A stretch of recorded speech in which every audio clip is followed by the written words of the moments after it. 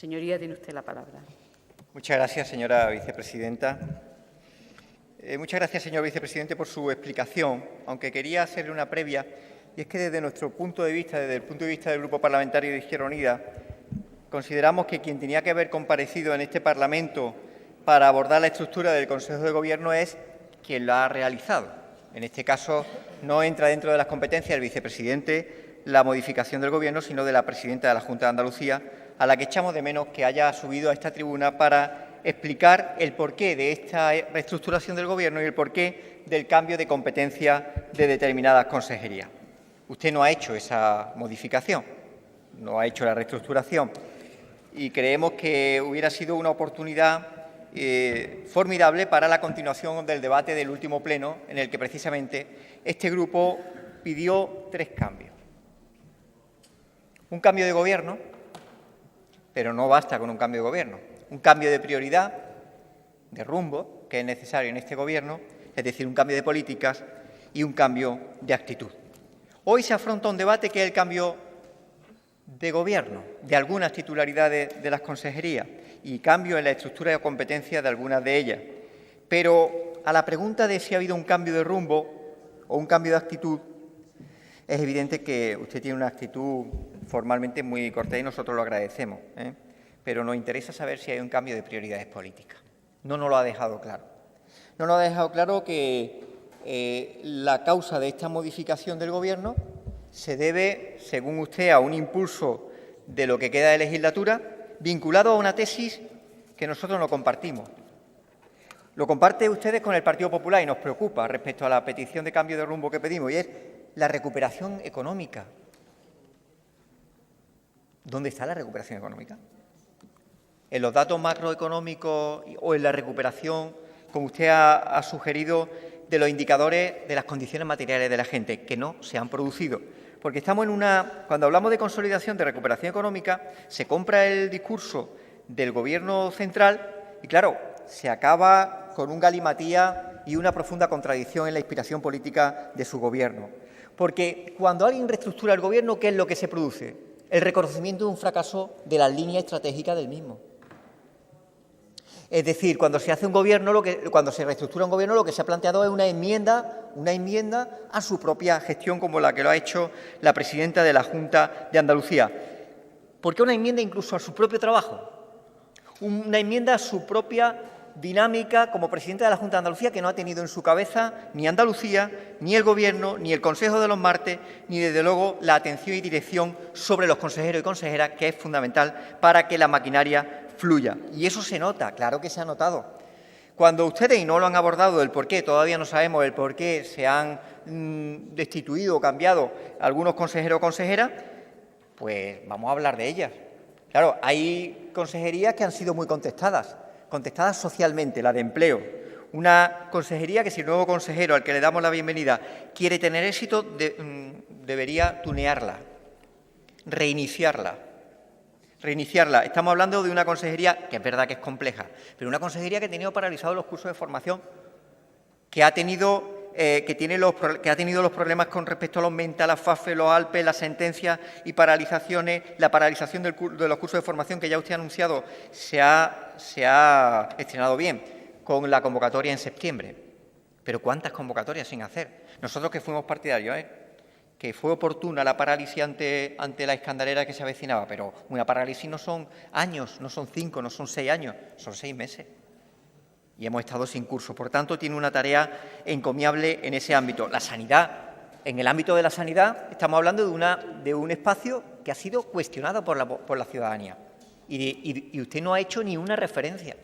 Pero ¿cómo que de pronto se cambia el titular de la Consejería de Sanidad, al que, por cierto, hay que agradecerle el trabajo, los servicios, la actitud, el talante, pero no se explica el porqué?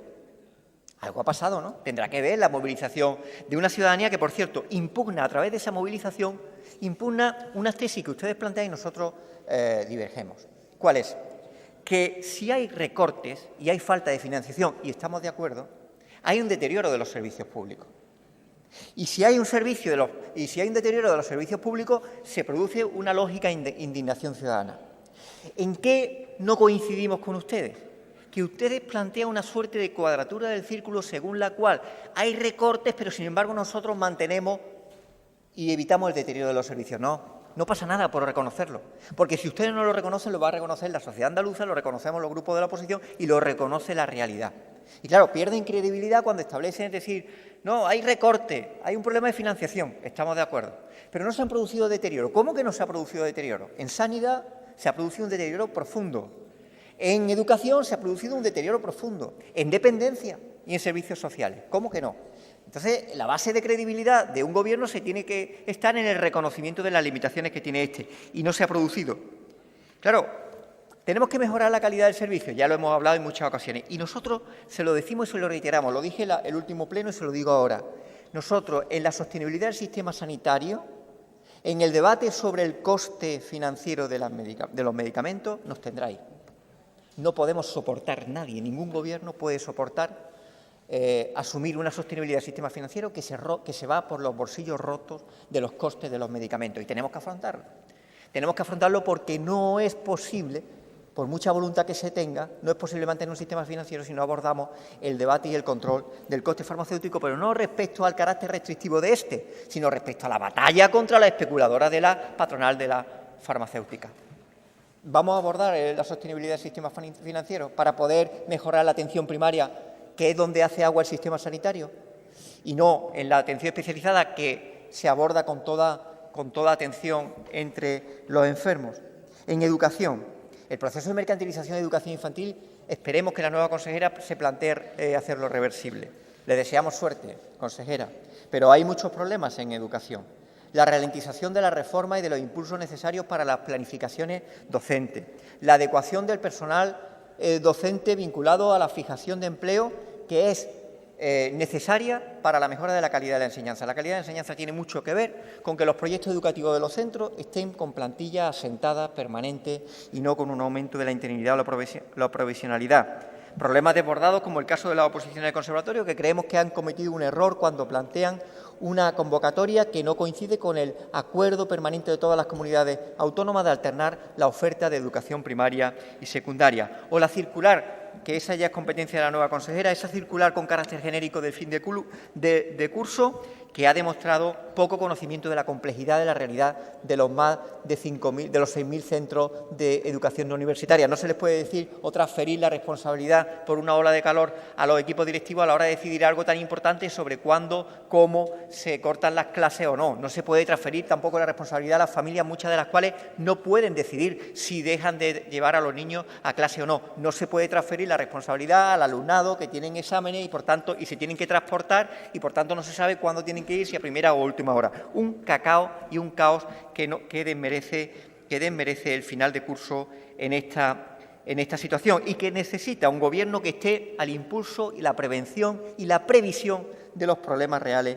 de los andaluces y las andaluzas. Por no hablar de consejerías planas como la del ejercicio de la justicia interior, que ahora en la modificación de la nueva consejería nos anuncia que se incorpora la violencia de género, donde nosotros pensamos que debería haber sido adscrita, seguir siendo adscrita a una consejería de carácter transversal como es la Consejería de Igualdad, y no a esta consejería que tiene un carácter muy especializado, pero que en modo alguno establece ese carácter integral, holístico, que debe afectar a todos los departamentos del Gobierno, como se hacía en el caso de la Consejería de Igualdad y Servicios Sociales. O vamos a abordar, y usted decía que se basa la economía y el crecimiento en torno a la agricultura y el turismo, ni una referencia a las calidades y a las condiciones de los contratos laborales, donde son vergonzosos tanto en agricultura, que no se cumple el convenio, y vemos a la gente chiflando con su TTIP y con su CETA. Por cierto, del CETA, ¿qué van a decir? Porque ¿vale lo que votaron ayer en el Congreso de los Diputados o vale lo que hizo el tuit de Cristina Narbona? A nosotros nos gusta el tuit de Cristina Narbona, se lo digo. Nos encantaría que ustedes se incorporaran al club de la oposición al CETA, pero aclárenlo, porque claro, la agricultura es muy importante, tan importante como la principal actividad, no solo cuantitativa, sino con la capacidad que tiene de potenciación. Y por último, señor consejero, con respecto a las condiciones laborales, mójense y no sean neutros. Y aplíquense el cuento, en el caso de Cetursa, No se les puede plantear ser quisquillosos ni reduccionistas a contratos que pueden hacer que muchos trabajadores pierdan prestaciones. Bienvenidos, señores consejeros y consejeras, pero decirles que desde el Grupo Parlamentario de Izquierda Unida no van a tener 100 días. Andalucía no puede esperar y este grupo tampoco va a esperar.